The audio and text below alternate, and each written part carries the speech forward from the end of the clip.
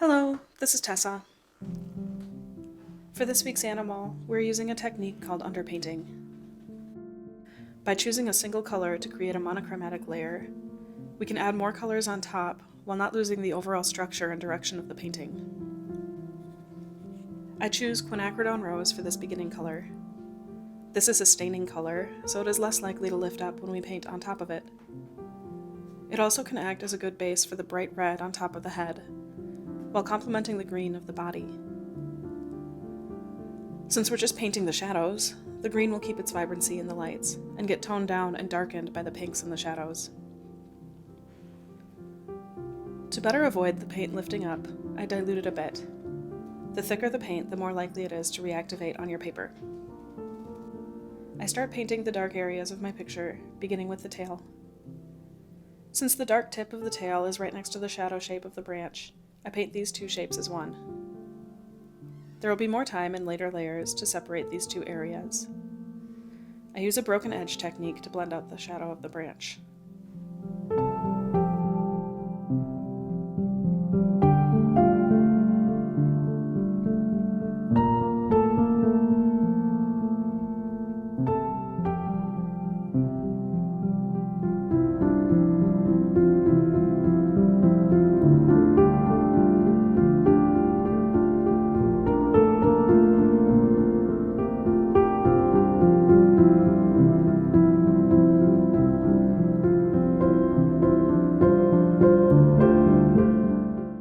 About halfway up the wing, I rinse my brush and begin blending out the rose color. Along with fading the color with water, I'm also using broken edge to give the impression of a feathery texture.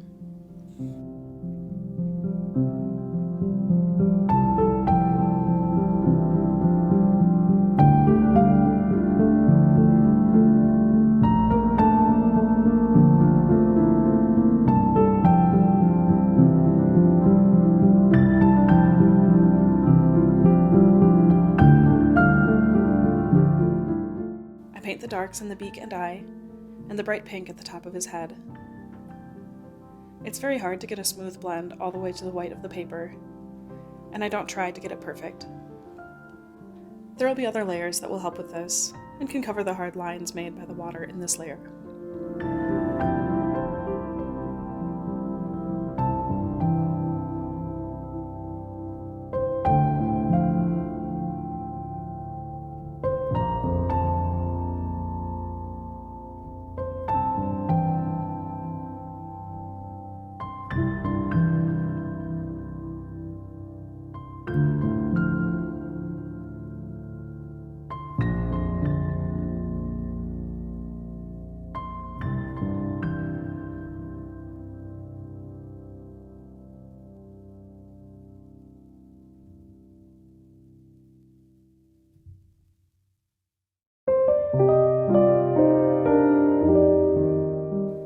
That back wing is behind the chest of the bird, so I make sure to negative paint around the chest. By quickly flicking some of the paint up into the chest area, I can create the effect of feathers. I continue in this way, finding the dark areas of my picture and painting them in with this rose color.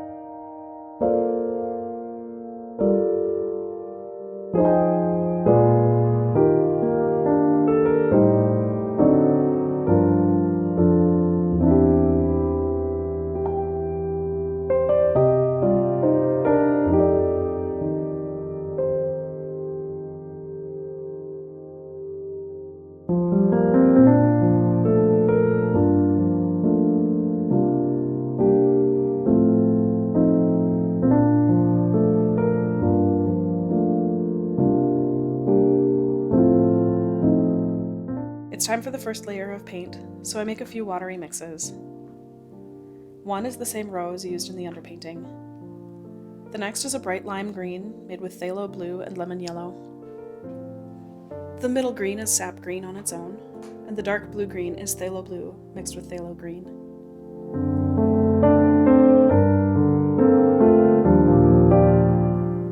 I know most of this layer will be covered by more paint later, so my focus is just to cover the white of the paper and create some soft and light blends in the areas that won't have as much paint.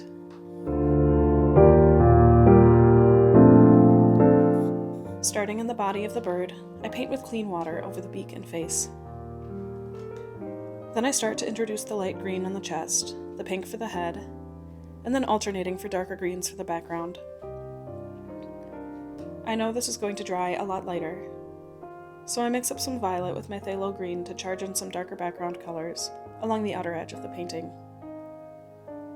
I also mix in some of my sap green to this mixture for a little variation in tone.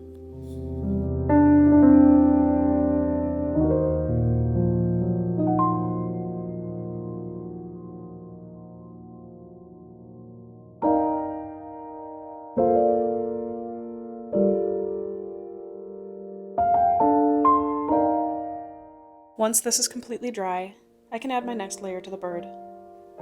I add some more blue to my blue-green mix and make a violet out of phthalo blue and quinacridone rose.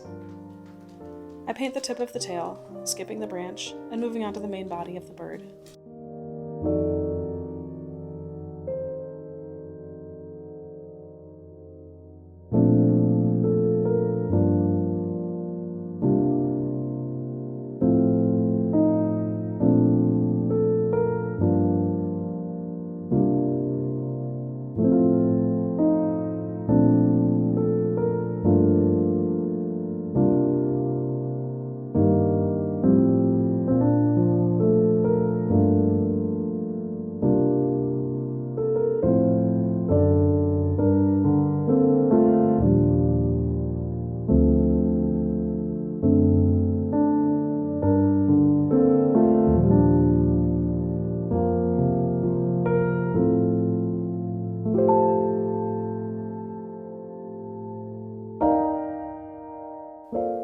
I paint some more violet before blending in some of my blue-green as I work my way up. I continue up the bird, changing colors as I work, and painting with clean water on his neck and face.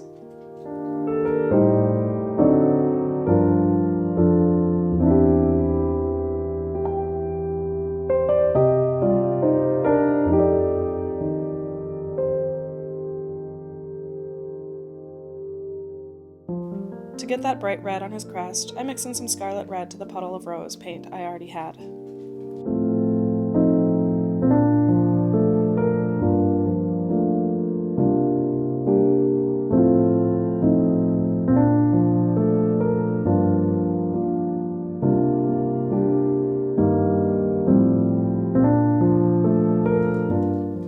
While I wait for this layer to dry, I mix some sap green and burnt sienna for the branch, and paint this on with a watery consistency.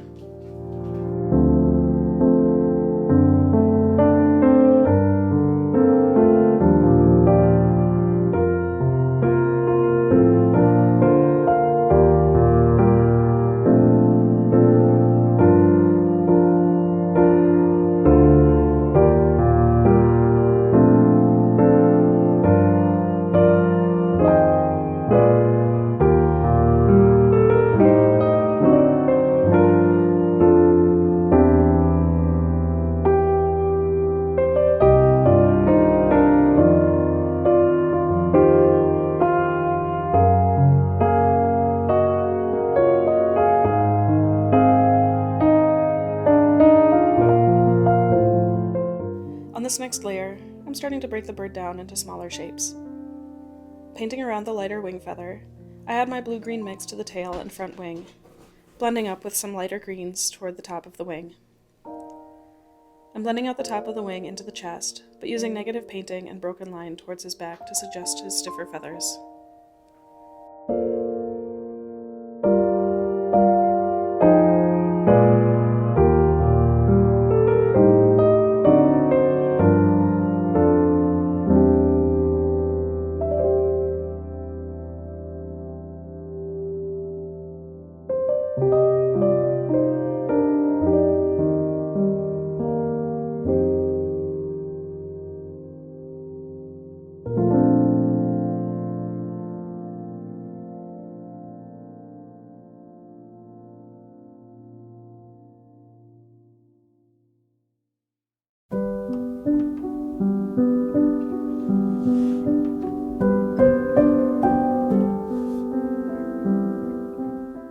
each new layer, I'm working with smaller shapes and thicker, darker paint.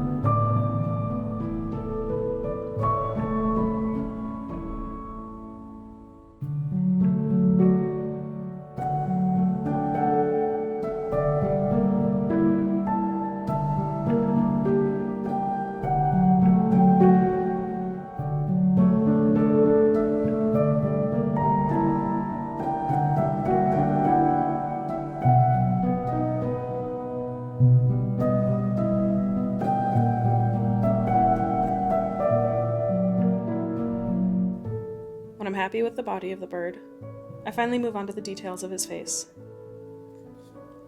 Using a small pointed round brush and thick paint, I paint the yellow of the beak, the brown eye, and finally the dark accents with Payne's gray.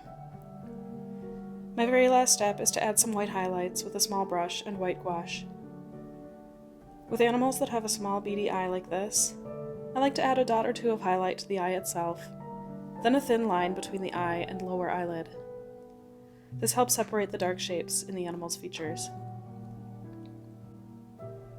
This underpainting technique is useful as an anchor to your drawing, so that you can keep a roadmap for your painting as you work through the initial flowy layers.